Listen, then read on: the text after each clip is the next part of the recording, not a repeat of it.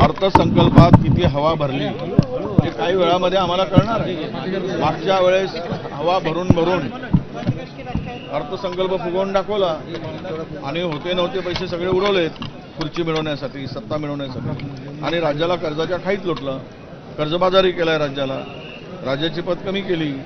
आता काय पुढे आहे? अनेकांची देणी आहेत, लायबिलिटी एवढी मोठ्या प्रमाणात आहे, अख्खा बजेट लायबिलिटीवर जाईल या मागच्या वर्षाच्या। त्यामुळे पुढच्या वर्षाला काय खर्च करायचा हा खरा प्रश्नच आहे। आता यामध्ये किती फुगवून दाखवला आहे, किती हवा भरली आहे, पंपानं हवा भरली की तोंडाने भरली हे आता कळेल आम्हाला। येऊ द्या जरा, मग आपण त्यावर बोलू। आमच्या अपेक्षा आहेत की शेतकऱ्यांची कर्जमाफी असेल, महिलांना जे 2100 रुपये लाडक्या बहिणीला देऊ केलं ते 2100 रुपये देतील, हे आम्हाला दिसलं पाहिजे। शेतकरी जो आज संकटात आहे त्या शेतकऱ्याला काय आधार देतात, आणि केवळ उद्योग आले म्हणून इन्व्हेस्टमेंट व्हायचे नाही, आकडेच फुगवून सांगायचे आणि लोकांशी बनवाबनवी करायची। हे आता काय आहे ते दिसून पडेल। आर्थिक आणि अहवालातून आपल्याला स्पष्ट दिसलेलं आहे की राज्य कुठल्या दिशेने जात आहे। काल राज ठाकरेंनी जे वक्तव्य केलं त्याबद्दल आपली प्रतिक्रिया काय आहे? कारण त्यांचे राज ठाकरे खरं बोलले आणि कधी कधी राज ठाकरे खरं बोलतात, त्याचा आनंद आहे। रवींद्र धंगेकर शिवसेनेमध्ये जात आहेत, ज्याला जायचं आहे सत्तेच्या जवळ, ज्यांना सत्ता पाहिजे ते जाणारच।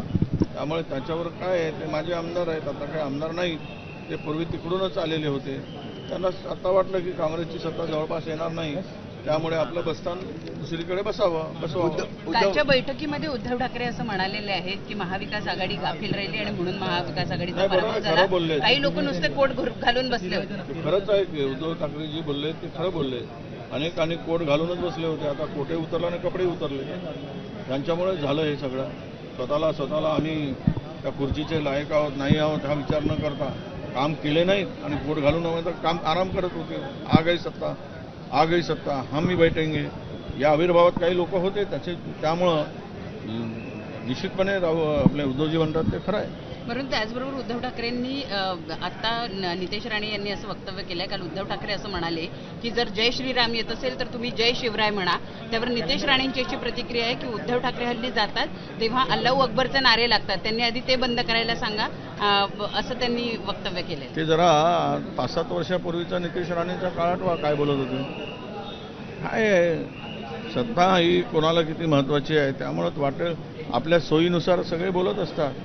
आता ते काय बोलत होते आणि काय RSSवर टीका करत होते नितेश राणे सगळ्याला माहीत आहे। त्यामुळं किती कट्टर हिंदुत्ववादी आहेत काँग्रेसमध्ये असताना त्यांचे भाषणं काढले तर माहीत होईल। ते बरोबर उद्धवजी म्हणाले की खरं आहे की महाराष्ट्रामध्ये शिवाजी महाराजांचाच नारा लागला पाहिजे, शिवरायांचाच नारा लागला पाहिजे, आणि कोणी कोणाचे नारे लावा, तुम्हाला वाटते तुम्ही जय श्रीराम लावा, नितेश राणेंना आमचं म्हणणं आहे। तुम्हाला कोण थांबवलं आहे, पण दुसऱ्यावर कशाला टीका करायची? हे सगळे नाऱ्यामधून महाराष्ट्र आणि देश विभंगता कामा नये, दरी करता कामा नये। जे तुम्ही मतांचं पोलरायझेशन करून हिंदू मुस्लिम करत, कारण विकासाचं राजकारण सोडून धर्माचं राजकारण सुरू केलं आहे, तर त्यांना त्यांच्या मुखामध्ये हे असेच विषय येतील आणि मस्जिदीमध्ये घुसून मारण्याची भाषा करणाऱ्यांना त्या मंत्रिमंडळात कसे ठेवलं जातं हा एक खरा प्रश्न आहे। त्या संविधानाने देशाचा कारभार चालतो, पण त्या संविधानाच्या आणि घेतलेल्या शपथेचा सुद्धा भंग करण्याचं काम चालू आहे। ABP माझा, उघडा डोळे बघा नीट।